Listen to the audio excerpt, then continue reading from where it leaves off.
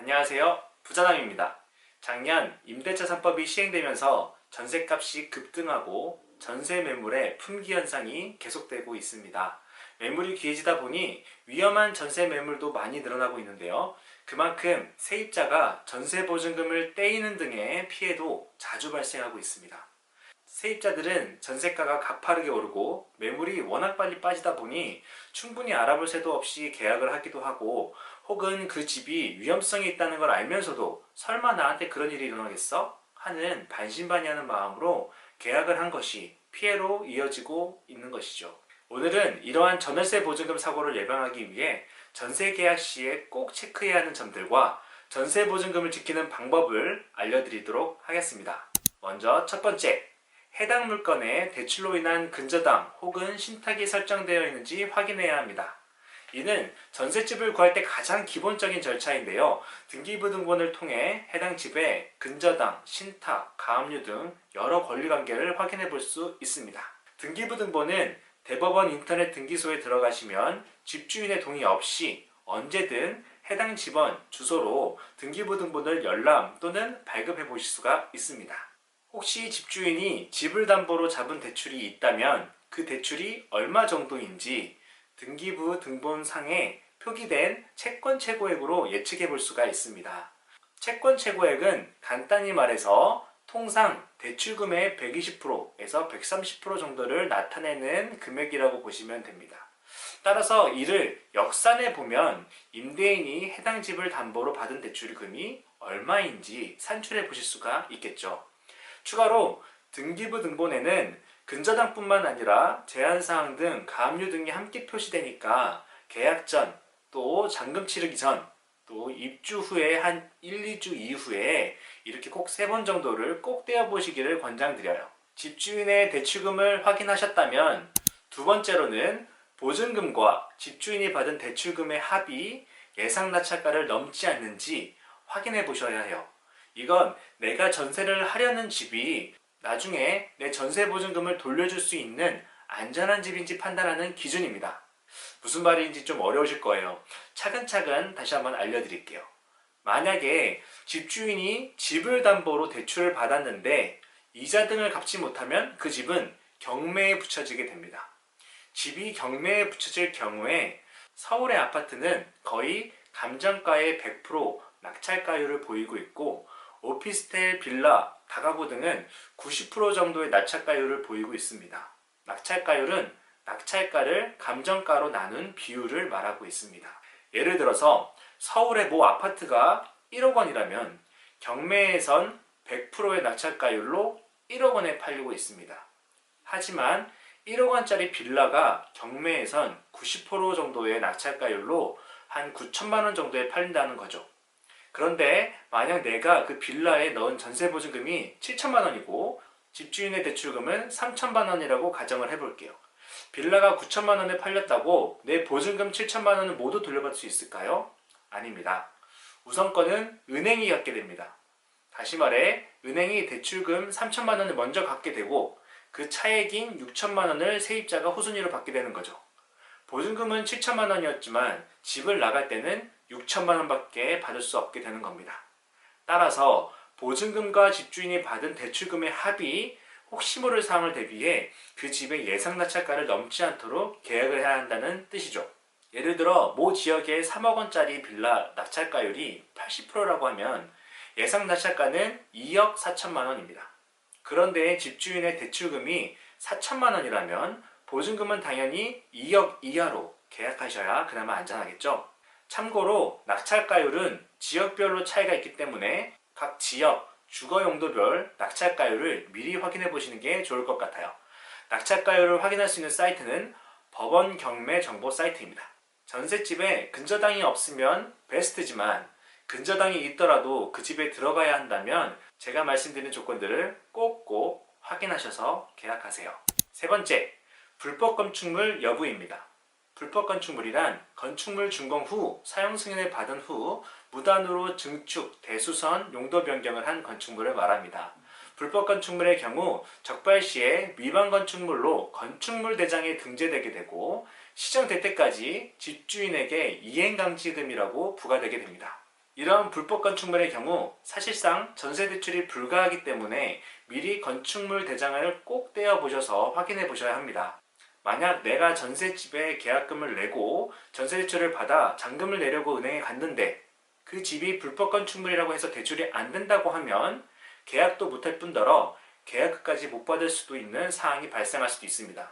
부동산에서 이 집이 예전에 불법 건축물이었지만 지금은 시장이 다 되었다라고 말한들 서류상으로 이력이 남아있기 때문에 시장이 정말 됐는지 아닌지 꼭 확인해 보셔야 합니다. 그리고 최종적으로는 대출을 받고자 하는 은행에 가셔서 이 집이 정말 대출이 가능한 집인지 문의해 보셔야 합니다.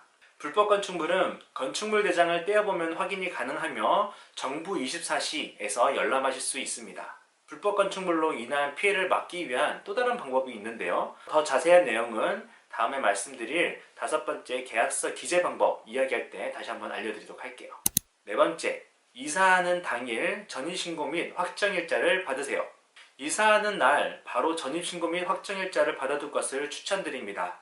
확정일자는 전세자금 대출을 받을 예정이라면 대출 신청 전까지 미리 받으셔야 하고 그렇지 않다면 이삿날, 잔금을 치르는 날에 전입신고와 같이 하셔도 괜찮습니다.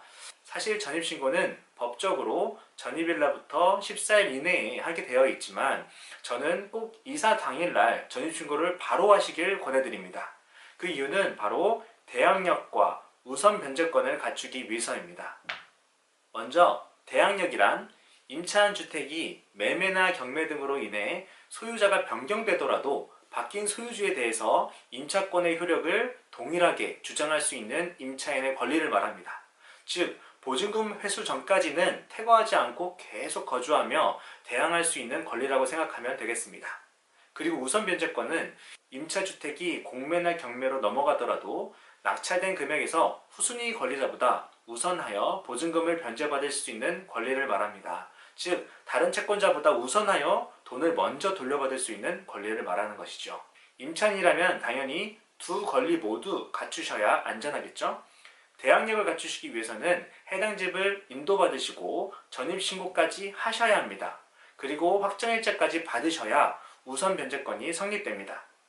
대항력과 우선 변제권의 효력은 전입신고한 다음 날 0시부터 효력이 발생하게 되는데요. 따라서 전입신고나 확정일자를 늦게 하신다면 그 사이에 다른 채권자가 들어올 수도 있습니다. 그럼 내 보증금을 돌려받을 수 있는 권리가 후순위로 밀리게 되는 경우가 발생할 수 있으므로 꼭 이사 당일날 바로 전입신고와 확정일자를 받으세요. 단 우선 변제권은 근저당이 없는 상태에서 갖추셔야 다른 채권자보다 우선하여 돈을 돌려받을 수가 있습니다. 만약 내가 전입신고를 하기 전에 해당 집에 이미 대출로 인한 근저당이 설정되어 있다면 전입신고를 하더라도 기존 근저당이 선순위가 되고 전세보증금은 후순위가 됩니다.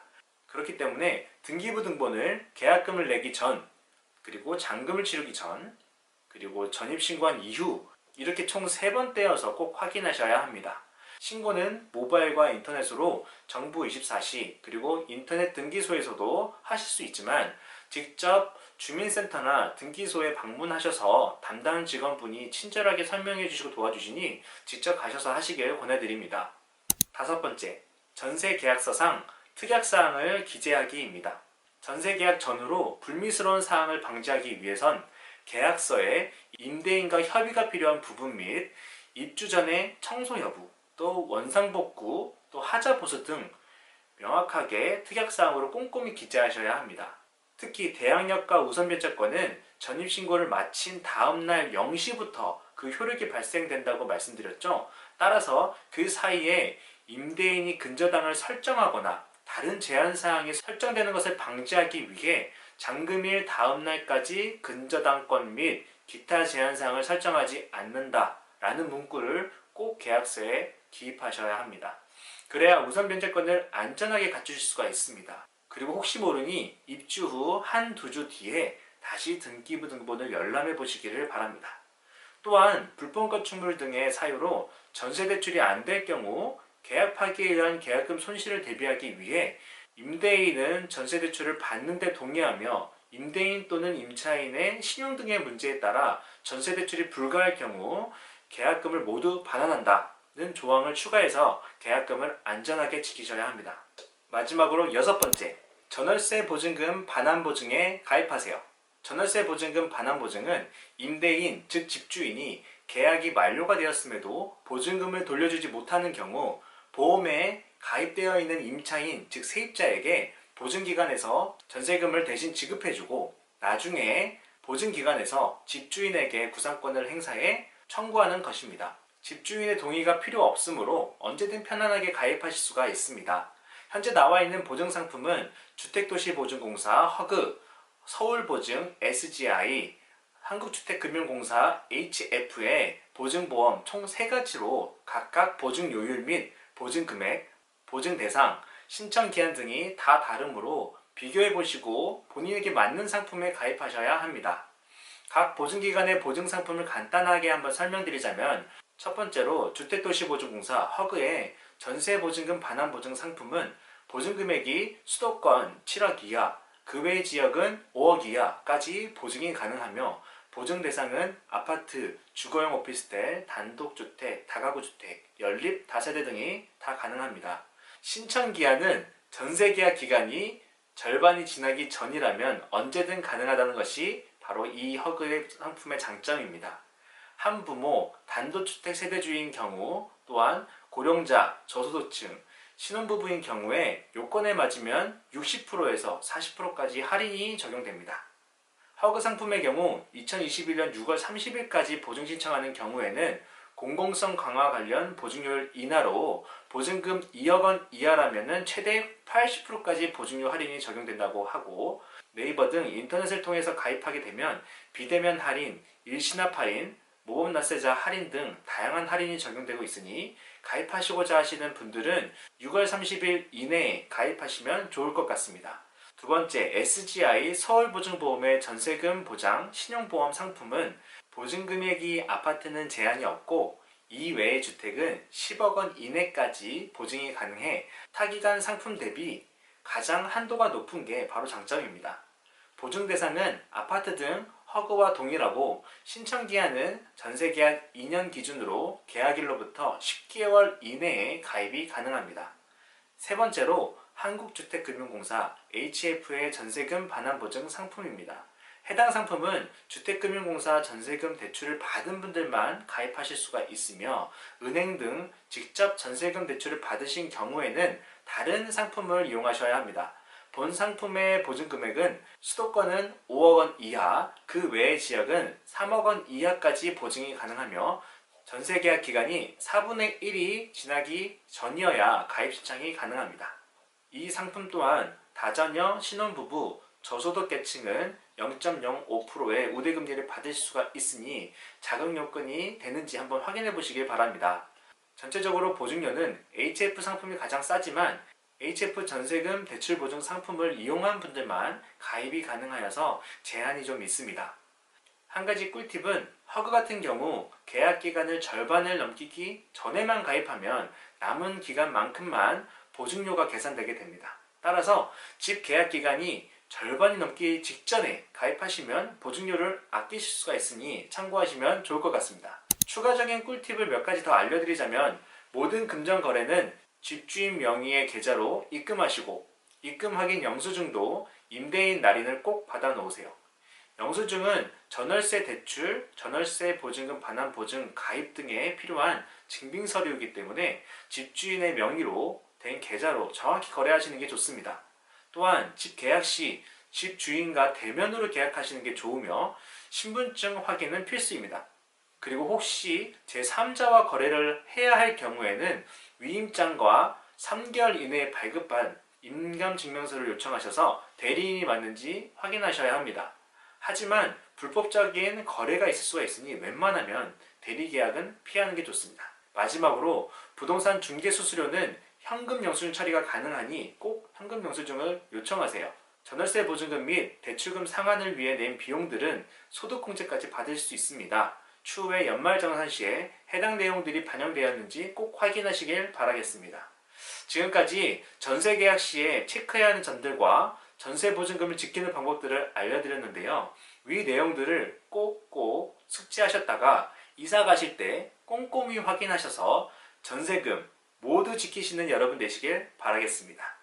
지금까지 이 영상이 유익하셨다면 좋아요와 구독, 알림 설정 버튼 꾹꾹 눌러주세요. 감사합니다. 그 대출이 얼마 정도인지 등기부등본상에 아이고 봤는데 등기부등본상